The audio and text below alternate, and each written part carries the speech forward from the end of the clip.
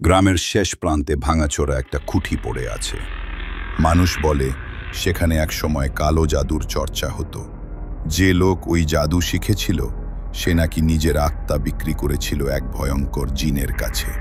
সে জিনের নাম জারকান আল মাউত, অর্থাৎ মৃত্যুর ছায়া। কেউ কাছে গেলেই নাকি প্রথমে কানে ভেসে আসে ফিসফিসানি, তারপর ঘরে ঢুকলে টের পায় হাড় হিম করা ঠান্ডা। দেয়ালে ঝুলে থাকা আয়নায় দেখা যায় এক ভয়ঙ্কর ছায়া, লাল আগুনের মতো চোখ। এটাই জারকান। একবার এক যুবক সাহস করে ঢুকেছিল ওই কুঠিতে। সে ভেবেছিল সবই গুজব, কিছুই সত্যি নয়। কিন্তু ভেতরে ঢুকেই দেখল মাটির ওপর আঁকা অদ্ভুত চক্র, চারপাশে শুকনো রক্তের দাগ আর ভাঙা হাড়ের টুকরো। হঠাৎ দরজা নিজে থেকেই বন্ধ হয়ে গেল। চারপাশে অন্ধকার আর গা ছমছমে শব্দ। তারপর অন্ধকারের ভেতর থেকে ভেসে এলো কর্কশ গলা, তুমি আমার রাজ্যে চলে এসেছো, এখন আর ফিরতে পারবে না। যুবক পালাতে চাইল, কিন্তু পা যেন জমে গেল।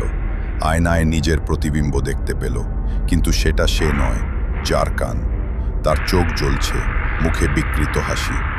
শেষবার গ্রামের মানুষরা যখন তাকে দেখেছিল, সে ফাঁকা চোখে দাঁড়িয়েছিল কুঠির দরজার সামনে, আর তার ঠোঁট নড়ছিল, যেন অজানা ভাষায় মন্ত্র পড়ছে। সেই থেকে আজও কেউ সাহস করে ওই কুঠির ভেতরে ঢোকে না, কারণ একবার যদি জারকান আল মাউতের ছায়া কারো ওপর পড়ে, তাহলে সে মানুষ আর মানুষ থাকে না। লোকেরা বলে ওই যুবক আর জীবিত মানুষ নয়, সে নাকি এখন কুঠির ভেতরে জারকানের দাস হয়ে আছে। কেউ রাতে কাজ দিয়ে হাঁটলে হঠাৎ কানে আসে তার কান্নার শব্দ।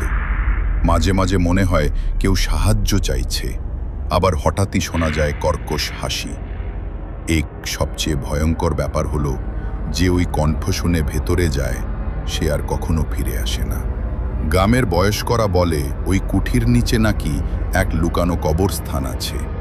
সেখানে শত শত মানুষের হাড় চাপা পড়ে আছে, আর সেই হাড় দিয়েই জারকানের শক্তি বাড়ছে। তুমি যদি আজ রাতে সেখানে যাও, তাহলে হয়তো সেই ফিসফিসানি তুমিই শুনবে। আর কিন্তু মনে রেখো, একবার যদি জারকান তোমার নাম ধরে ডাকে, তাহলে পালানোর আর কোনো পথ খোলা থাকবে না, কারণ কালো জাদুর এই কুঠি কাউকে কখনো ছেড়ে দেয় না।